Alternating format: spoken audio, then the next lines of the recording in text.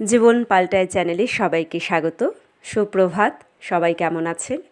আজকে বাড়ির মাটিতে কী কী গাছের চারা বেরিয়েছে দেখাচ্ছি। প্রথমে হচ্ছে মিষ্টি কুমড়ো দেখালাম। এটাও মনে হয় সম্ভবত মিষ্টি কুমড়ো। এটা কাকরোল গাছ বেরিয়েছে।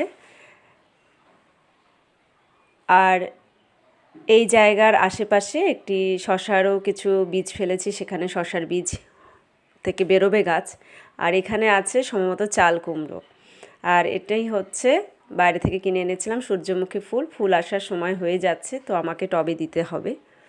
আর এইখানেও মিষ্টি কুমড়ো হচ্ছে।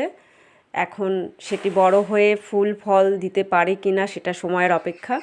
আর এখানে কিছু লেবু গাছ নিজে থেকেই চারা হয়ে তারা বড় হচ্ছে বৃষ্টির জলে, মাটির পুষ্টিতে।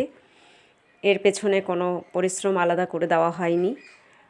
আর বাড়ির সামন দিকটায় এই শশার বীজ মাটির মধ্যে রেখেছিলাম, সেখান থেকে 2-4টে শশার গাছ বেড়ে উঠছে।